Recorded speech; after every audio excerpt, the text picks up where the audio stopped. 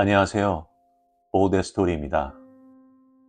오늘 소개해드릴 작품은 잭 런던의 불을 지피다라는 작품입니다. 잭 런던은 1876년 미국 캘리포니아주 샌프란시스코에서 태어났습니다. 그는 자신의 경험과 관찰에서 영감을 받은 모험 소설과 이야기로 잘 알려져 있습니다. 100일 만의 세계 일주, 천문학자, 백야, 백힌밸리라는 유명한 작품을 남기고 건강의 문제로 40세의 나이로 일찍 세상을 떠났습니다. 오늘 소개해드릴 불을 지피다라는 작품 역시 자연과 인간의 관계에 대한 깊은 이해와 모험적인 정신을 담고 있으며 자연주의 문학의 중요한 대표자로 평가되고 있습니다. 그럼 어떠한 자연의 세계와 모험들이 펼쳐지는지 편안한 마음으로 감상하세요.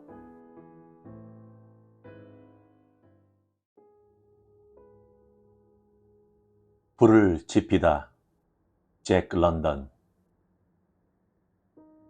동이 텄을 때 날은 추웠고 하늘은 잿빛이었다. 사나이가 유콘 강가의 주 도로를 벗어나 흙으로 된 높은 기슭에 올랐을 때는 지독하게 춥고 잿빛도 더했다. 그가 오른 곳에는 사람이 다니지 않아 자국이 뚜렷하지 않은 길이 울창한 전나무 숲을 뚫고 동쪽으로 나 있었다. 가파른 기슭을 올라왔기 때문에 사나이는 꼭대기에서 숨을 돌리려고 잠시 걸음을 멈추었다. 그리고는 자신의 행동을 변명이라도 하듯 시계를 들여다보았다. 9시였다. 하늘에는 구름 한 점 없었으나 해는 보이지 않았고 나올 기색도 없었다. 맑은 날씨였지만 사물의 위에는 아침을 어둡게 하는 미묘한 우울함 같은 것이 마치 눈에 보이지 않는 관보자기처럼 덮여 있었다. 그렇다고 사나이가 걱정을 한 것은 아니었다. 해가 없는 것에 익숙했기 때문이다. 사실 해를 본 지도 며칠이 지났다. 그는 며칠이 더 지나야 사람의 마음을 즐겁게 하는 둥근 해가 그나마 정남쪽 하늘 끝에 잠깐 보일 것이라는 사실도 알고 있었다. 해는 그렇게 잠깐 보이다가 곧 시야에서 사라질 것이다. 사나이는 자기가 온 길을 힐끗 돌아다 보았다. 폭이 1마일이나 되는 유콘강이 3피트 정도의 얼음 밑으로 흐르고 있었다. 얼음 위에는 얼음 두께 정도의 눈이 쌓여 있었다. 눈은 순백색이었고 빙결기의 얼음이 엉켜있는 곳에서는 물결 모양을 이루고 있었다. 북쪽이건 남쪽이건 눈에 보이는 것은 흰색뿐이었으며 예외라면 머리카락같이 가느다랗고 검은 선이 꼬불꼬불 이어져 있다는 점이었다. 이 선은 전남으로 뒤엎인 섬 부근에서 시작하여 남쪽까지 이어지고 저 너머 북쪽으로도 이어지는데 북쪽 끝에 있는 전남으로 뒤덮인 또 하나의 섬 뒤편에서 끝이 났다. 이 머리카락 같은 검은 선은 길이었다. 이 길은 바로 주 도로로 남쪽으로 500마일 가면 칠쿠트 고개를 지나 다이어를 거쳐 바다로 이어지고 북쪽으로 70마일 가면 도손에 거기서 1000마일 정도 더 가면 놀레토에 도달하게 되며 1500마일 정도 더 가면 종국에는 베링해의 세인트 마이클에 도달하게 된다. 하지만 신비롭게 멀리 뻗어 있어 머리카락같이 가늘어 보이는 길, 해가 없는 하늘, 엄청난 추위, 그 어느 것도 사나이에게는 아무런 느낌을 주지 못했다. 그가 이러한 것들에 익숙하기 때문은 아니었다. 사실 이번 겨울도 그가 맞는 첫 번째 겨울이었다. 이 사람에게 문제가 있다면 그것은 상상력의 결핍이었다. 그는 세상 일에 재빠르고 빈틈이 없었다. 하지만 그저 세상 일의 겉에 대해서만 그렇지 그것의 깊은 뜻에 대해서는 무지하였다. 화씨로 마이너스 50도의 온도이니 물이 어는 온도인 32도에서부터 따지면 영하 80도 정도가 되는 셈이다. 이런 기온을 불편할 정도의 추위를 나타내는 것으로만 받아들였을 뿐 어떤 한계 내에 열과 추위에서만 살 수 있는 온열 동물로서의 자신의 나약함과 인간 전체의 나약함에 대해 생각하지 못했고 더 나아가 영생불멸이라는 추측의 차원이라든가 우주에서의 인간의 위치 등에 대해서도 생각하지 못했다. 그에게 마이너스 50도라는 기온은 그저 고통스러운 동상을 뜻했다. 또 마이너스 50도란 그것에 대비하여 장갑을 끼고 귀마개를 하고 모카신이라는 따뜻한 신을 신고 두꺼운 양말을 신는 것을 의미하였다. 그것이 마이너스 50도였다. 이런 것 말고 그 이상의 것이 있을지도 모른다는 생각은 그에게 도무지 들지 않았다. 몸을 돌려 길을 계속 가다가 그는 얼마나 추운지 알아보기 위해 침을 뱉었다. 침이 날카롭게 파열음을 내며 얼어붙어 그를 놀라게 했다. 다시 침을 뱉었다. 그러자 채 눈에 떨어지기도 전에 침이 공중에서 얼어붙었다. 마이너스 50도에서는 침이 눈 위에서 얼어붙는다는 사실을 알고 있었지만 지금은 공중에서 얼어붙는 것이었다. 마이너스 50도 이하는 분명했지만 정확히 얼마나 추운지는 몰랐다. 그러나 기온이 문제가 아니었다. 그는 핸더슨 수로의 왼쪽 갈래에 가는 길이었는데 그곳에는 동료들이 이미 와 있을 것이다. 그가 우회로를 따라가는 동안 동료들은 인디안 수로 지방으로부터 산을 넘어 그곳에 이미 도착해 있을 것이다. 그가 우회로를 따라가는 이유는 봄에 유콘간 기슭에 있는 섬들에서 통나무배를 내어갈 수 있는지 알아보기 위해서이다. 6시까지는 도착하리라는 것이 그의 생각이었다. 물론 약간 어두워진 다음이겠지만 먼저 온 동료들이 불을 지피고 따뜻한 저녁밥을 준비해 놓을 것이다. 점심 얘기를 하자면 그는 자켓 밑으로 불룩 나온 꾸러미를 손으로 눌러보았다. 점심 꾸러미는 손수건으로 싸서 셔츠 안에 넣어 직접 살에 닿도록 하였다. 이렇게 하는 것이 비스켓빵을 얼지 않게 하는 유일한 방법이었다. 비스켓빵으로 점심을 할 생각을 하고는 기분이 좋아져서 혼자 웃음을 지었다. 비스켓빵을 잘라 가른 후 베이컨 기름에 푹 적시고 그 안에 큼직한 베이컨 한 조각을 튀겨 놓은 것이 그가 먹을 점심이었다. 그는 큼직한 전나무가 빽빽히 들어서 있는 곳으로 접어들었다. 길이 잘 보이지 않았다. 마지막 눈썰매가 지나간 후로 1피트의 눈이 왔던 것이다. 썰매 없이 홀가분하게 다니니까 기분이 좋았다. 사실 그가 갖고 있던 것이라곤 손수건에 싼 점심뿐이었다. 하지만 추위에 놀랐다. 장갑 낀 손으로 감각 없는 코와 광대뼈를 문지르면서 정말 추운 날씨라고 생각했다.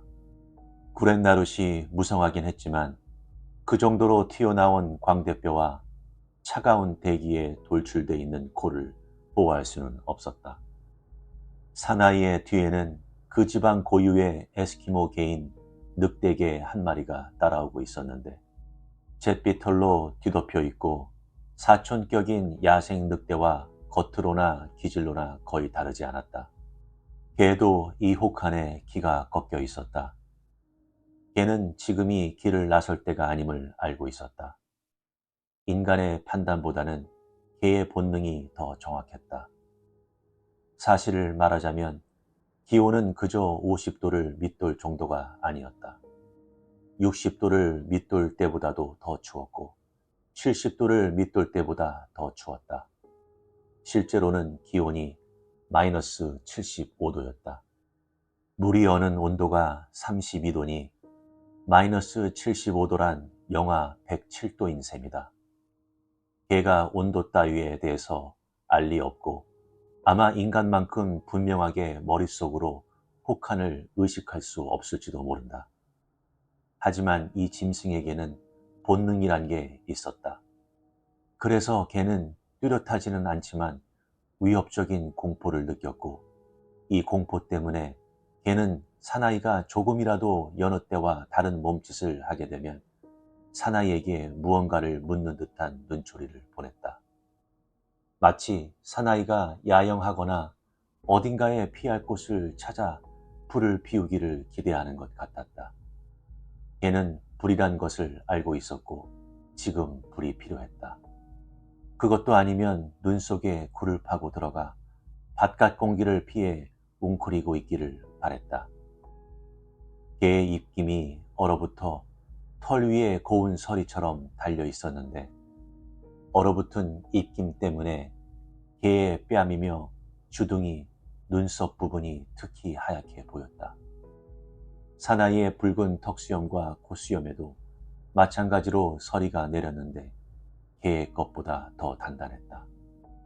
이렇듯 쌓이는 모든 것은 고드름처럼 얼어붙었고 고드름은 사나이가 따뜻한 입김을 내뿜을 때마다 점점 길어졌다.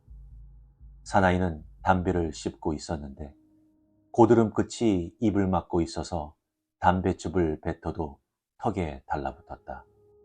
그 결과 턱수염은 호박처럼 누렇고 단단하게 굳었고 점점 길어만 갔다.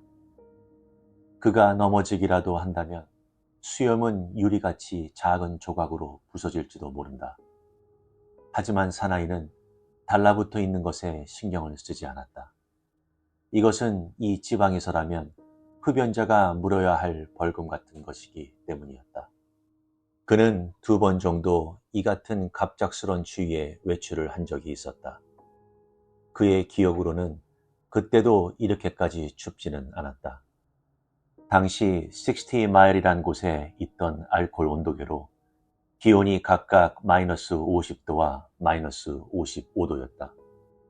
그는 굴곡 없이 펼쳐져 있는 숲을 따라 몇 마일을 더 가다가 넓고 평평한 지역을 지난 후 가파른 기슭을 따라 작은 수로에 언 바닥으로 내려갔다.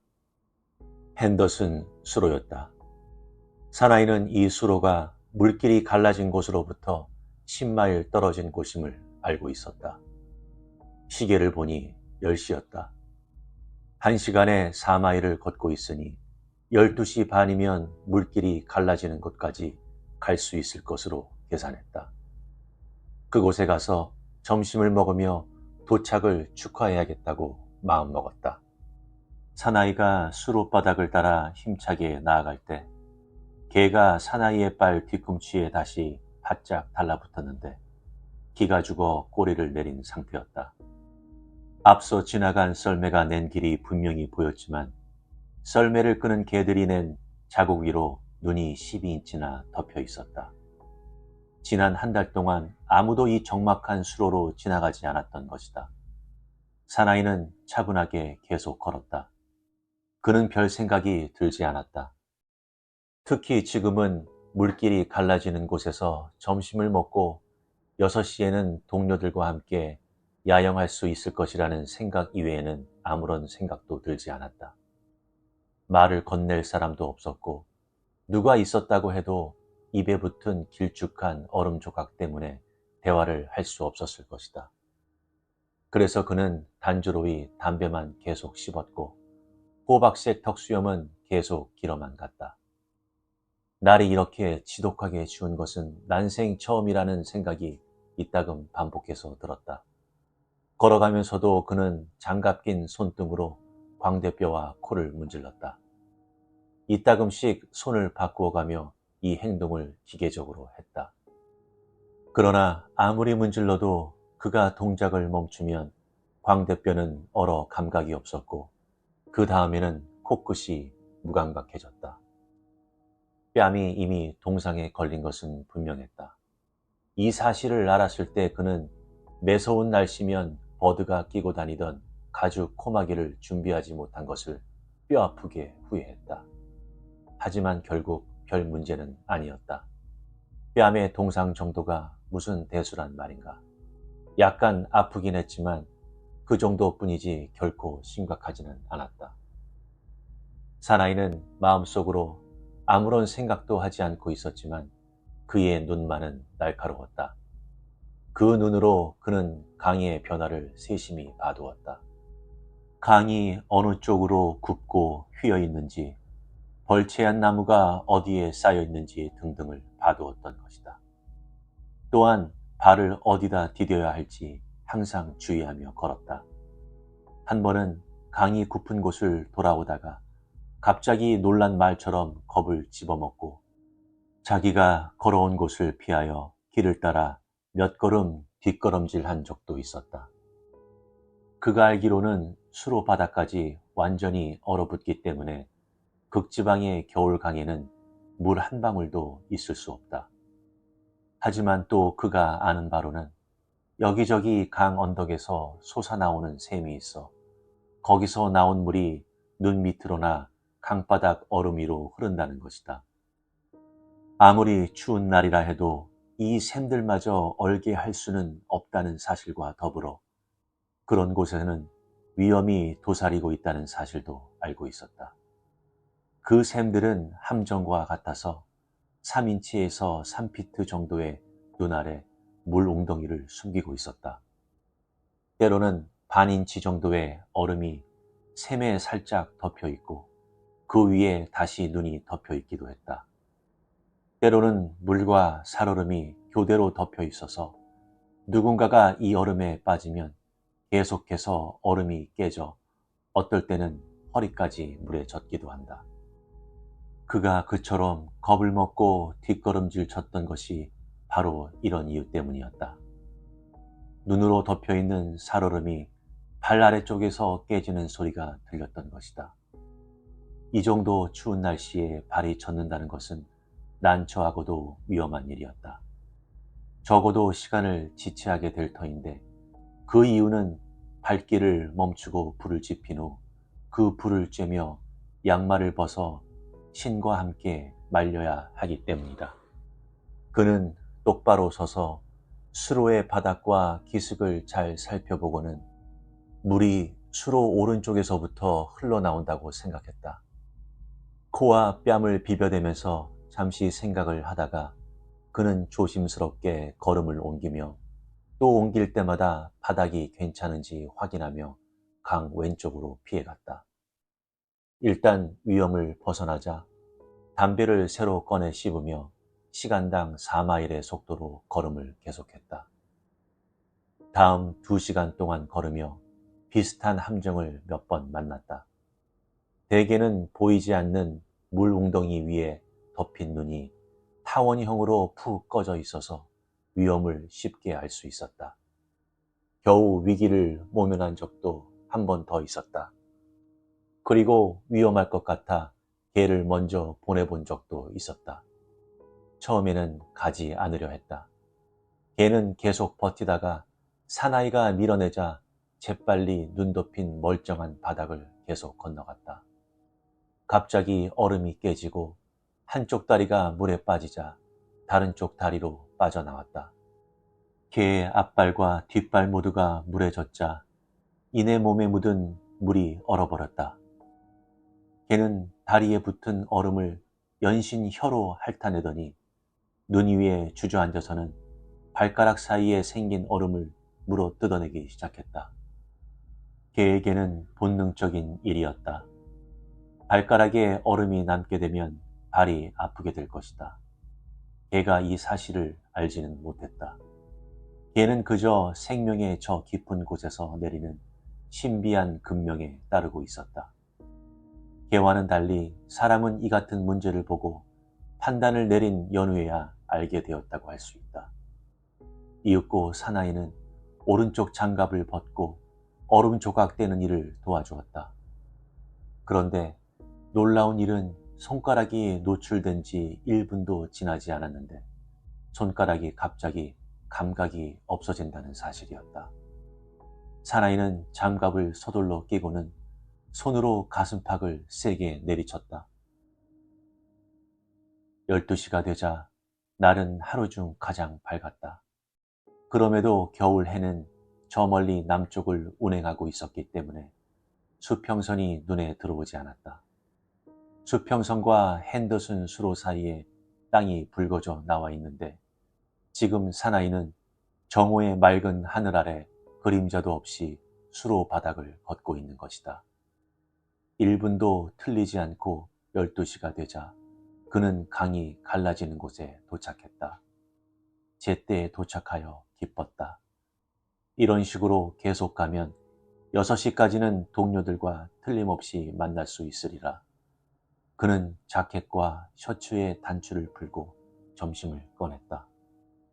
점심을 꺼내는데 15초 정도 걸렸는데 그 짧은 순간에도 노출된 손가락들이 얼어 무감각해졌다. 장갑을 끼지 않고 손가락을 다리에다 대고 12번 내리쳤다. 그리고는 점심을 먹으려고 눈 덮인 나무 토막에 앉았다. 손가락을 발에 내리쳤을 때 따라오는 통증이 순식간에 사라지는 것을 알고는 놀랐다. 여태 점심용 비스켓빵을 한 입도 먹지 못한 상태였다. 손가락을 계속 친 후 장갑을 끼우는 동안 점심을 먹기 위해 다른 한 손에 장갑을 벗었다. 한 입 먹으려 했으나 입 주변에 언 얼음 때문에 힘들었다. 불을 지펴 몸을 녹일 생각을 까맣게 잊고 있었던 것이다. 사나이는 자신의 어리석음에 웃음 지었다. 그런데 웃는 동안에도 밖에 노출된 손가락이 얼얼해 오는 것을 알 수 있었다. 그가 나무 토막에 앉았을 때 처음 발가락에 온 통증도 이미 사라지고 있음도 알았다. 발가락에 피가 도는지 아니면 마비되었는지 궁금했다. 신발 안에서 발가락을 움직여 보고서야 마비되었다고 판단했다. 서둘러 장갑을 끼고 일어섰다. 조금 겁이 났다. 그는 쑤시는 듯한 고통이 발에 느껴질 때까지 쿵쿵 발을 굴렸다. 확실히 추운 날씨라고 그는 생각했다. 솔포 수로 쪽에서 온 노인이 이 지방엔 때때로 무시무시한 추위가 온다고 했는데 그것은 사실이었다. 그런데 당시에 그는 노인을 비웃지 않았던가. 이는 아무도 세상 일에 대해서 지나치게 확신하지 말아야 한다는 것을 보여주었다. 분명한 사실이다. 너무너무 추웠다. 정말로 추웠기 때문에 그는 온기가 느껴질 때까지 팔을 두드리고 발을 쿵쿵 구르면서 큰 걸음으로 이리저리 거닐었다. 그러고 나서 성냥을 꺼내 불을 피우기 시작했다.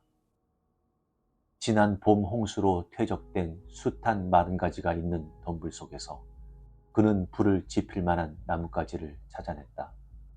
작은 불씨를 살려서 곧 불꽃이 활활 타오르며 소리를 내자 그는 자신의 얼굴을 불가에 가까이 하며 얼음을 녹이고 비스켓빵을 먹었다. 이때만은 주변의 추위도 물러선 듯했다. 개는 불에 대지 않을 만큼 떨어졌지만 몸이 따뜻할 정도로 불가로 와서 몸을 쭉 뻗으며 만족해했다.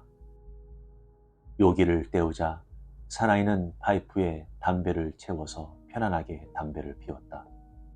그러고 나서 장갑을 끼고 모자에 달린 귀덮개를 귀 밑까지 꾹 눌러 쓴 다음 물길이 갈라지는 곳으로 오르는 수로길을 따라갔다. 개는 아쉬웠는지 불을 되돌아보았다. 이 사나이는 추위에 대해 몰랐다. 그의 조상들 모두 분명히 영하 107도 정도의 굉장한 추위를 알 리 없었다. 그러나 개는 알았고 그 개의 모든 조상들도 알아서 이 개도 물려받은 지식을 갖고 있었다. 따라서 이렇게 무섭게 추운 날 돌아다닌다는 것이 좋지 않다는 걸 알고 있었다.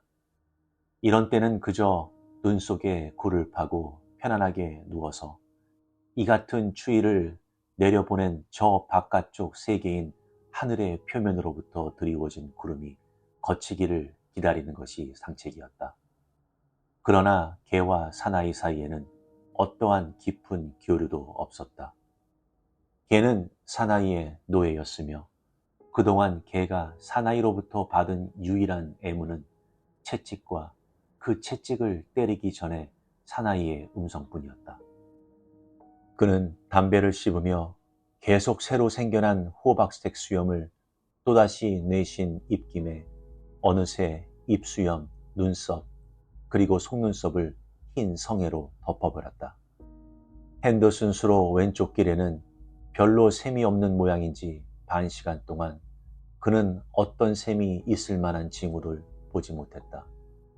그는 화가 나서 빌어먹을 하고 중얼거렸다. 그는 6시에 캠프에 도착하여 동료들과 함께 있기를 바랬었다. 그러나 불을 지펴서 신발을 불에 말려야 하는데 그렇게 하면 1시간쯤은 늦어질 것 같았다. 이렇게 추운 날씨에는 반드시 치러야 하는 일이란 것쯤은 그도 잘 알고 있었다.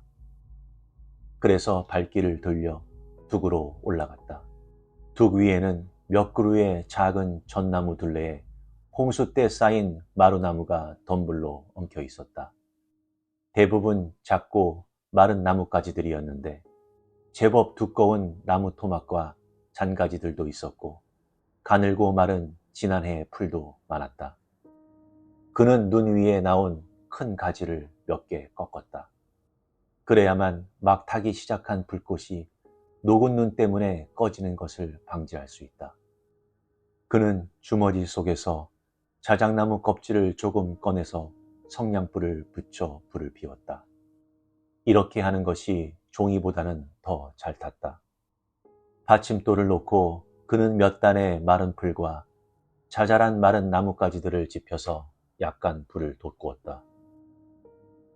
위험을 절실히 느끼면서도 그는 천천히 그리고 조심스럽게 불을 피웠다. 점점 불꽃이 커지자 그는 좀 더 큰 나뭇가지들을 불 속에 넣었다. 눈 속에 몸을 웅크리고 덤불 속 숲에서 엉켜있는 작은 가지들을 빼내어서 불 속에 넣었다. 실수해서는 안 된다. 마이너스 75도 이하에서 발이 젖었을 때는 단 한 번에 불을 피워야 한다. 만약 발이 젖지 않았고 불 피우는데 실패했다면 반마일 정도를 달리며 혈액순환은 할 수 있지만 마이너스 75도에서는 젖고 얼어붙은 발로는 아무리 뛴들 피를 다시 돌릴 수는 없다. 아무리 빨리 달려본들 젖은 발은 점점 더 꽁꽁 얼어붙는 것이다. 그는 이 모든 것을 알고 있었다. 설포 수로 쪽에서 온 경험 많은 노인이 작년에 그것에 대해 그에게 이야기해 준 적이 있었는데 그는 지금 그 교훈에 대해 진심으로 고마움을 느끼고 있었다. 이미 두 발의 감각은 완전히 사라졌다. 불을 피우기 위해 그는 장갑을 빼야 했기 때문에 손가락도 빠르게 마비되어 갔다. 1시간에 4마일 정도의 속도로 걸을 때 그의 심장은 피를 몸과 손발 구석구석까지 뿜어보냈다. 그러나 멈추자마자 심장의 고동도 약해졌다. 말하자면 우주 공간의 한기가 무방비 상태로 있던 그 지구라는 위성의 끄트머리 부분을 내리쳤던 것이다. 그리고 사나이는 마침 그 위성의 끄트머리 부분에 있었기 때문에 한기가 내리칠 때 따라오는 엄청난 충격에 뒤로 물러났던 것이다. 몸속의 피는 옆에 있는 개처럼 살아있지만 또한 그 개처럼 이 무시무시한 추위 앞에서 자신을 숨기고 보호하려 했다. 그가 1시간에 4마일의 속도로 걸을 때는 그는 피가 싫어하든 좋아하든 상관없이 표면적으로 밀어낼 수 있었다. 그러나 이제는 뒤쪽으로 물러나 몸속 깊숙한 곳에 가라앉아 있는 것이다. 손발이 제일 먼저 이 사실을 느끼게 되었다. 그의 손발은 아직 얼어버린 것은 아니었으나 젖은 발은 점점 빠른 속도로 얼어가고 있었고 노출된 손가락도 역시 점점 빠른 속도로 무감각해져 갔다. 코와 뺨은 벌써 얼고 있었다. 온몸의 피부는 혈색을 잃은 채 얼어가고 있었다. 하지만 그의 목숨은 안전했다. 그저 발가락과 코와 뺨 정도가 폭탄에 노출되었던 것일 뿐 이제 불이 활활 타기 시작했기 때문이다. 그는 손가락 굵기 정도의 잣나무가지를 불에 던져 넣었다. 1분 정도 지난 다음에는 손목 굵기 정도의 나뭇가지를 불길 위에 얹을 수 있게 되었고, 그는 젖은 신발을 벗어서 그것이 마르는 동안 맨발을 불에 쬐 수 있었다. 물론 처음에는 눈으로 발을 비빈 후에 불을 쬐었다. 불은 잘 탔다. 이제 안전하다. 설포수로 쪽에서 온 노인의 충고를 기억하고는 미소 지었다. 이 노인은 아무도 마이너스 50도 이하의 기온에서는 클론다이크 지방을 혼자 여행해서는 안 된다는 철칙을 매우 진지하게 세워놓았던 것이다. 그래, 그가 사고를 당하기도 했는데 여기 살아있다. 혼자이지만 목숨을 건진 것이다. 저 노인네들 가운데 적어도 몇몇은 여자 같은 겁쟁이라고 생각했다. 남자라면 겁을 내지 말아야 한다. 그리고 그는 멀쩡했다. 정말 사나이 대장부라면 혼자서 여행할 수 있어야 한다. 하지만 그는 뺨과 코가 금방 얼어가고 있는 걸 알고도 놀랬다. 그가 미처 생각하지 못했던 것은 그의 손가락이 순식간에 마비될 수 있다는 것이었다. 정말 손가락이 마비되었다. 그래서 그는 손가락을 움직여 잣나무가지를 잡을 수 없었다. 손가락은 마치 그의 몸뚱어리와 떨어져 따로 노는 것 같았다. 잔가지를 잡았을 때 자기가 정말 그것을 잡았는지 알 수 없어서 눈으로 보고 확인해야 했다. 그와 그의 손가락 사이를 이어주는 줄들이 상당히 느슨해진 것 같은 기분이었다. 이 모든 것은 별 문제가 아니었다. 불은 딱딱 소리를 내며 타고 있었고 춤추는 듯한 불꽃은 생명을 약속하는 듯했다. 그는 가죽 신발에 끈을 풀기 시작했다. 신발은 얼음으로 덮여 있었고 무릎 절반까지 올라오는 두툼한 독일제 양말은 철판 같았다. 가죽 신발의 끈은 대화지에 뒤틀리고 마디진 철근 같았다. 잠시 동안 그는 마비된 손가락으로 잡아당겨 보고는 그렇게 하는 것이 소용없다는 사실을 깨닫고 칼집에서 칼을 뺐다. 그러나 그가 신발끈을 자르기 전에 일이 벌어졌다. 자신의 잘못 아니면 실수 때문에 생긴 일이었다. 전나무 밑에서 불을 피우지 말았어야 했다. 나무가 없는 빈터에 불을 피웠어야 했던 것이다. 하지만 숲에서 잔가지를 끌어다가 불에 직접 던지는 것이 훨씬 쉬웠다. 그가 나무 아래서 불을 피웠는데 그 나무는 그 큰 가지 위에 눈을 이고 있었다. 몇 주일 동안 바람 한 점 불지 않았기 때문에 눈이 잔뜩 쌓여 있었다. 잔가지를 끌어모을 때마다 진동이 생겨 약간씩 나무가 흔들렸다. 그의 입장에서 본다면 아주 미세한 진동이었지만 문제를 일으키기에 충분한 진동이었다. 저 높이 있는 나뭇가지에서 눈이 쏟아져 내렸다. 이 눈이 그 아래쪽의 나뭇가지에 떨어졌고 그 여파로 거기에 있던 눈도 또 쏟아져 내렸다. 이러한 과정이 계속되었고 결국에는 나무 전체로 퍼지게 되었다. 이윽고 눈사태처럼 커지면서 아무런 예고도 없이 이 사나이와 불을 덮쳐버렸다. 그리하여 불은 꺼지고 말았다. 불이 타던 자리는 갓 떨어진 무질서한 눈으로 덮이게 되었다. 그는 아찔했다. 마치 자신에게 사형 선고가 내려진 것 같았다. 잠깐 동안 앉아서 불이 타던 자리를 물끄러미 쳐다보았다. 그러자 마음이 가라앉았다. 아마도 설포수로 쪽에서 온 노인의 말이 맞는지도 모른다. 길동무가 있었더라면 지금처럼 위험에 빠지지는 않았을 텐데. 길동무가 불을 피워줄 수도 있었을 텐데. 하지만 불을 다시 지피는 것은 그 자신의 일이었다. 두 번째도 실패해서는 안 된다. 성공한다 해도 발가락 몇 개는 거의 틀림없이 잃게 될 것이다.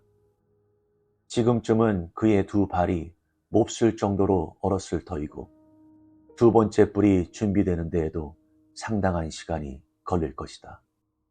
이런 생각들을 했지만 앉아서 생각만 할 수는 없는 노릇이었다.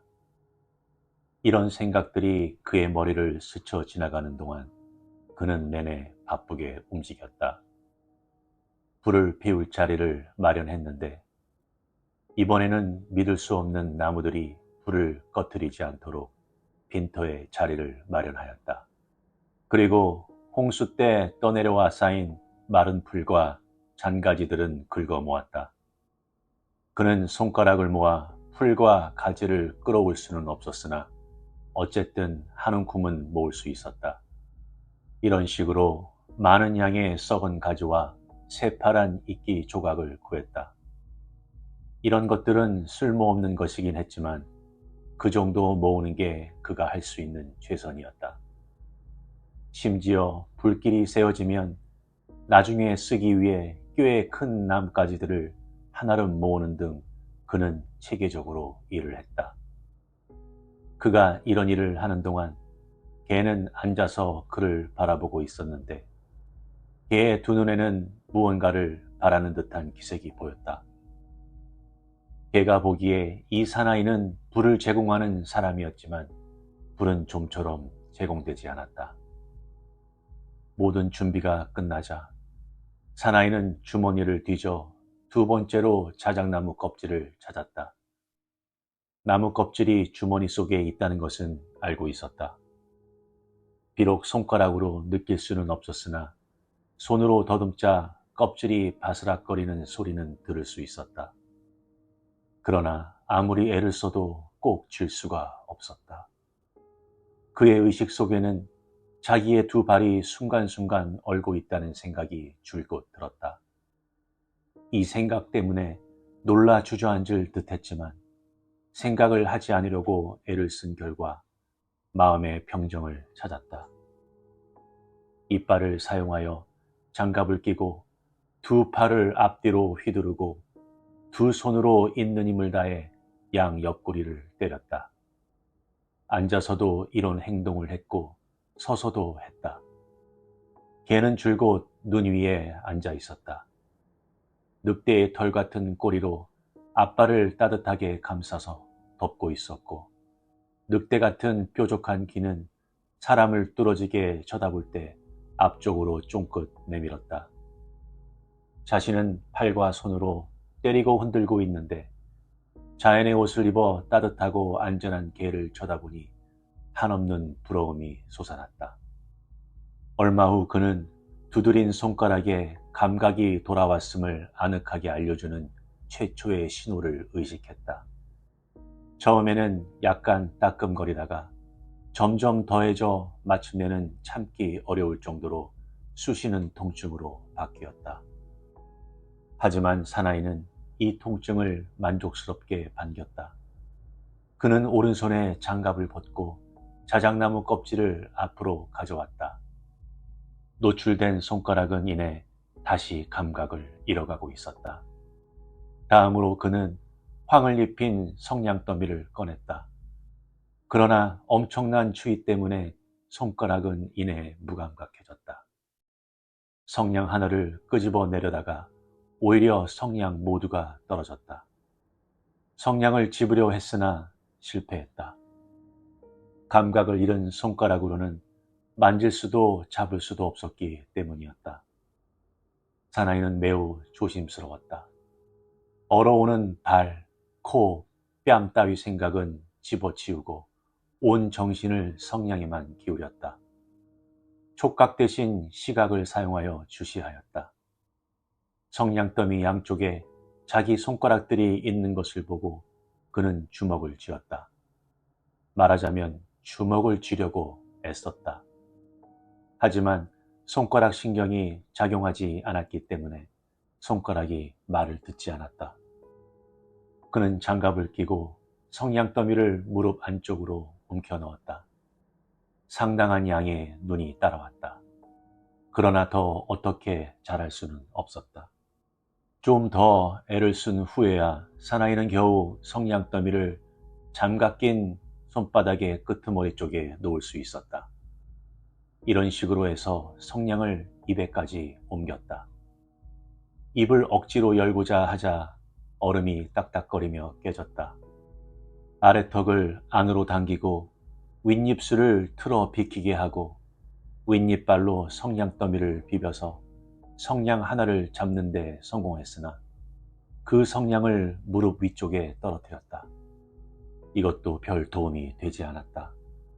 집을 수가 없었기 때문이었다. 방법이 하나 생겼다. 성냥을 이빨로 집어서 다리에 대고 그었다. 20번을 시도한 후에야 겨우 성냥에 불을 붙일 수 있었다. 불이 붙은 성냥을 이빨로 물어 자작나무 껍질에 대었다. 하지만 유황이 타면서 나는 연기가 콧구멍을 통해 폐로 들어가자 그는 발작 쪽으로 기침을 하게 되었고 불붙은 성냥은 눈 속으로 떨어져 꺼지고 말았다. 성냥이 꺼진 후 찾아온 낙심을 애써 참으며 사나이는 설포수로 쪽에서 살던 노인의 말이 맞다고 생각했다. 노인 말로는 마이너스 50도 이하에서는 적어도 둘이 길을 떠나야 한다는 것이었다. 그는 두 손을 서로 쳤다. 하지만 별 감각을 불어일으키진 못했다. 갑자기 이빨을 써서 장갑을 벗고 두 손을 노출시켰다.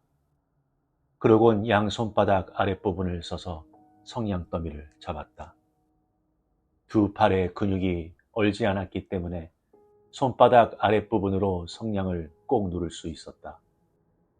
성냥더미를 발에 대고 그었다. 70개의 성냥에 동시에 불이 붙어올랐다. 바람이 없어 성냥이 꺼지지 않았다. 숨 막히게 하는 성냥 냄새를 피하려고 머리를 한쪽으로 기울이고는 불붙은 성냥더미를 자작나무 껍질에 갖다 대었다. 이 과정에서 손의 감각이 되살아옴을 느꼈다. 그런데 실은 살이 타고 있었던 것이다. 타는 냄새를 맡을 수 있었다. 살갗 저 아래에서 살이 타는 것을 느낄 수 있었다. 이 감각은 고통이 되었고 고통은 점점 심해갔다. 그래도 그는 성냥불을 나무 껍질에 엉성하게 갖다 대면서 살이 타는 고통을 참았다. 나무 껍질에는 불이 쉽게 붙지 않았다. 왜냐하면 타들어가는 자신의 두 손이 중간을 가로막고 대부분의 성냥불을 빼앗아갔기 때문이었다. 마침내 더 이상 참을 수 없게 되자 양손을 획 떼어버렸다. 불타는 성냥은 피시식하며 눈 속으로 떨어졌지만 자작나무 껍질에는 불이 붙었다. 마른 풀과 아주 작은 나뭇가지를 불 위에 놓기 시작했다. 두 손바닥 아랫부분으로 들어 올려야 했기 때문에 땔감을 집어서 고를 수가 없었다. 사나이는 조심스럽지만 둔한 동작으로 불을 간수했다. 불은 생명을 뜻하기 때문에 꺼지지 않게 해야 했다. 몸 표면에 피가 없어 그는 오한이 났고 그래서 동작이 더욱 둔해졌다.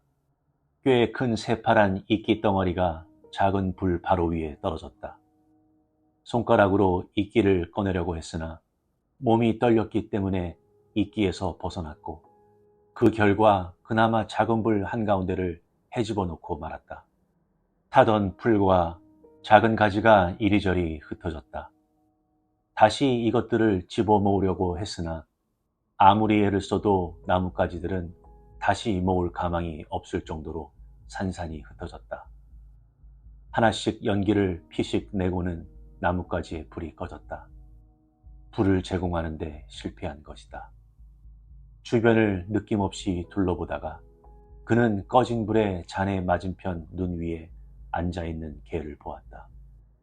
개는 안절부절 못하고 웅크리고 앉아있었다.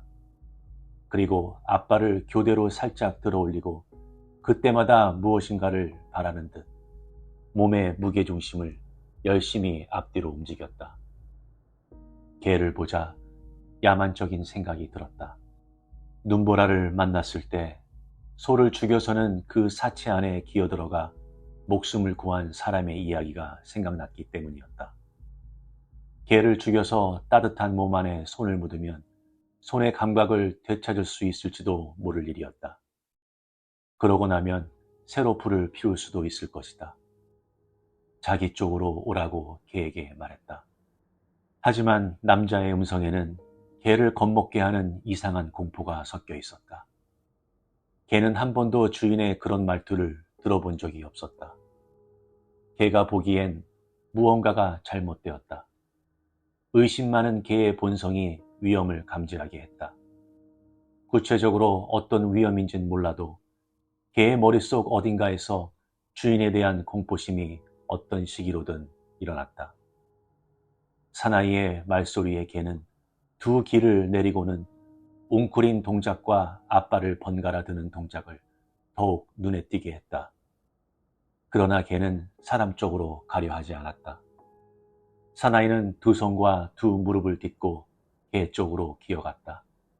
이상스러운 자세 때문에 개는 다시 의심이 들었고 그래서 슬그머니 옆걸음질로 피했다.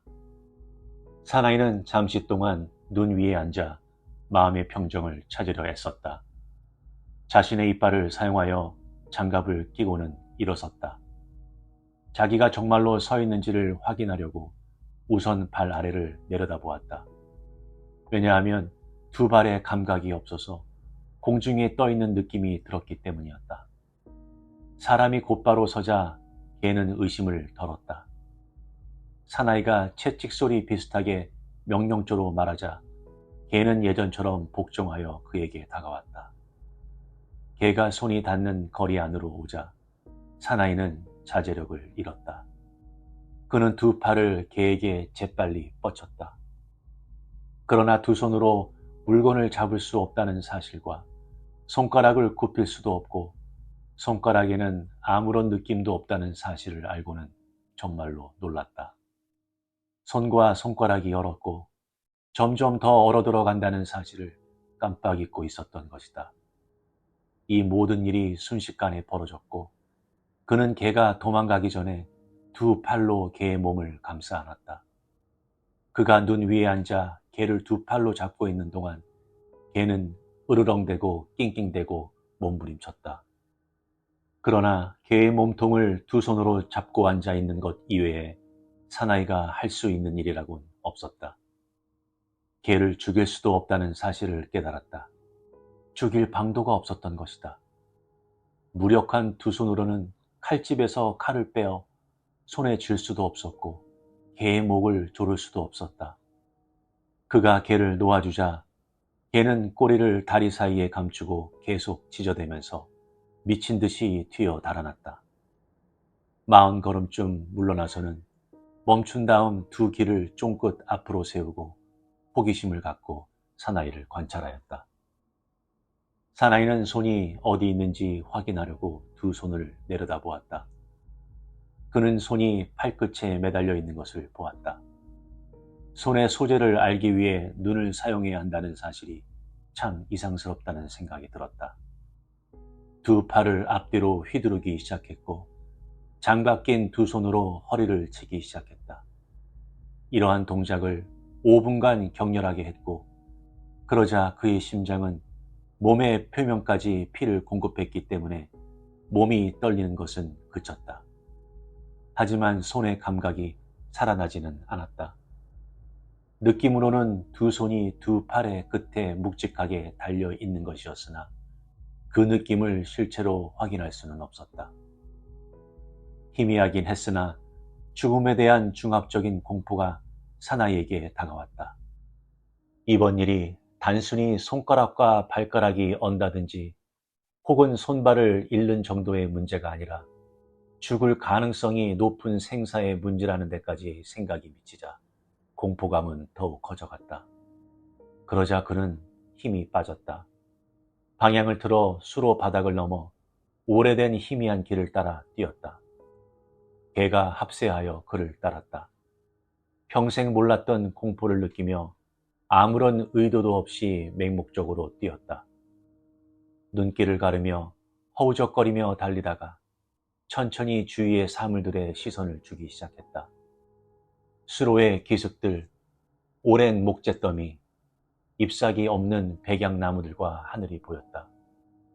그렇게 달린 덕분에 기분은 한결 좋아졌다. 오한도 느껴지지 않았다. 아마 계속 달리면 두 발도 녹으리라. 오랫동안 달리다 보면 야영지에 있는 동료들도 보이리라. 틀림없이 손가락과 발가락 몇 개, 얼굴 중 일부는 잃을지도 모른다. 하지만 그곳에 도착하면 동료들이 그를 돌봐주고 몸의 나머지 부분은 구해주리라. 그런데 이와 동시에 자기는 결코 동료들이 있는 야영지에 가지 못하리라는 생각. 그의 몸이 너무 얼어서 곧 뻣뻣하게 굳어 죽을 것이라는 생각이 들었다.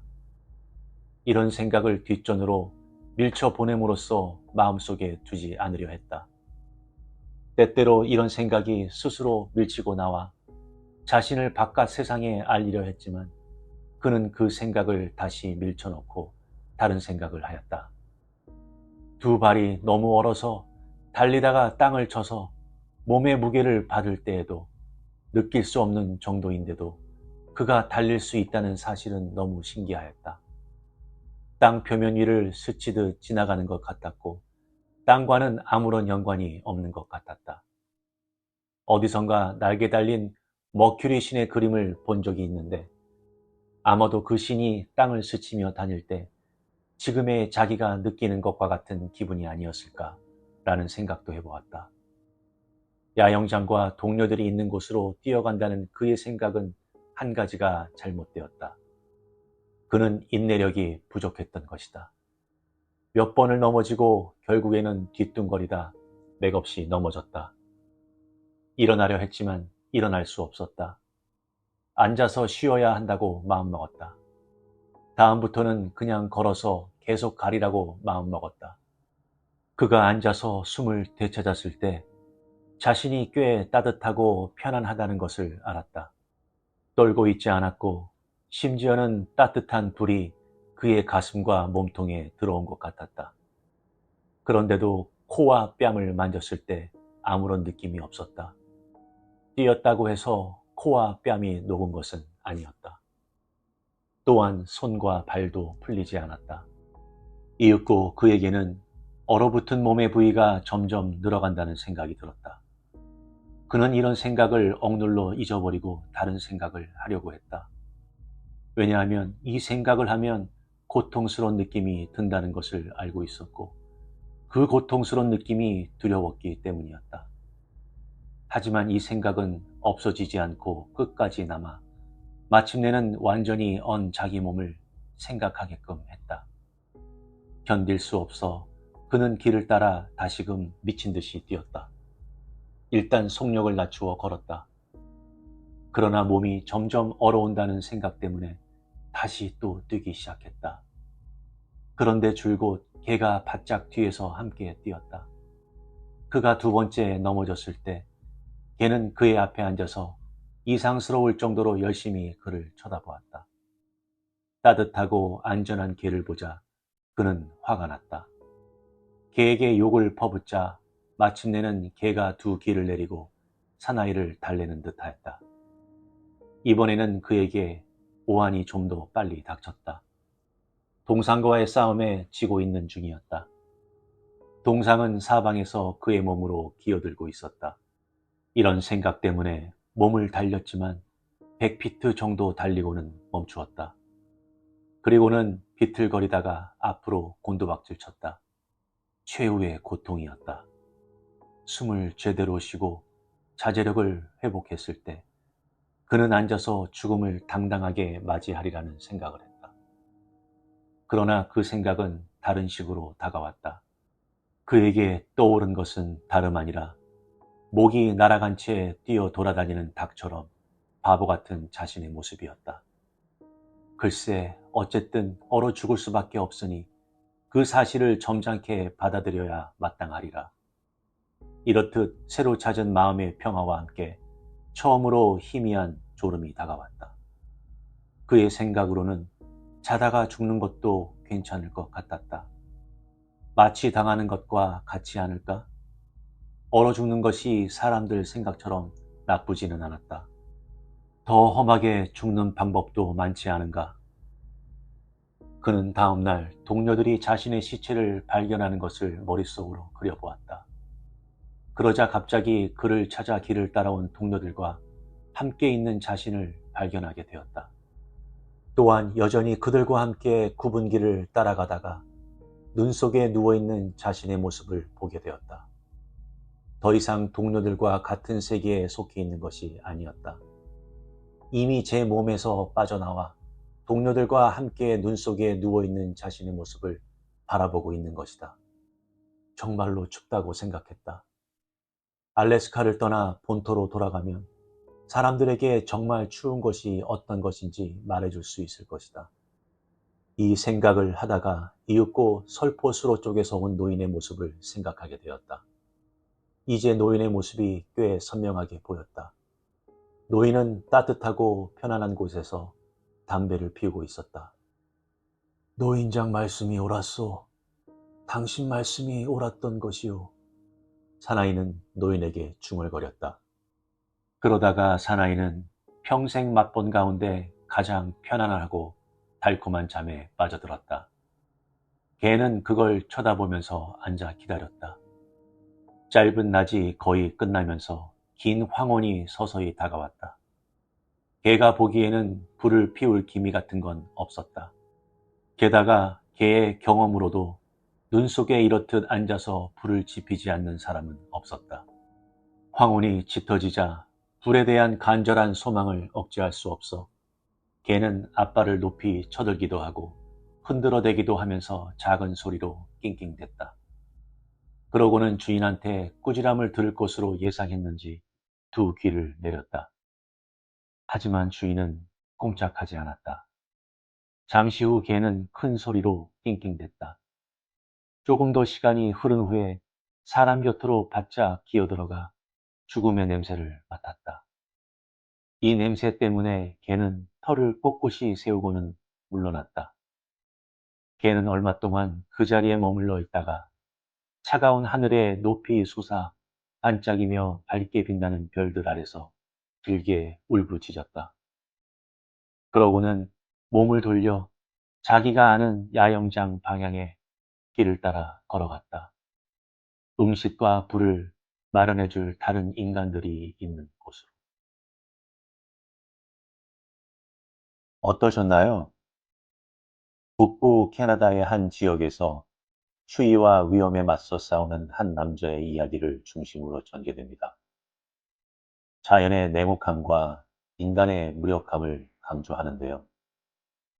주인공은 자신의 용기와 능력에 너무도 자신하기 때문에 자연에 대한 경계를 제대로 느끼지 못합니다. 그는 자연의 위험성과 자신의 무력함을 제대로 이해하지 못하고 결과적으로 그의 오만함과 무지 때문에 재앙을 초래합니다. 불을 지피다는 강렬한 감정과 풍부한 서사로 자연에 대한 경외심을 자아내는 데 성공합니다. 그럼 여러분의 가장 자연에서의 모험적인 행동과 경험은 무엇이었나요? 구독과 좋아요는 영상 제작에 많은 힘이 됩니다. 감사합니다.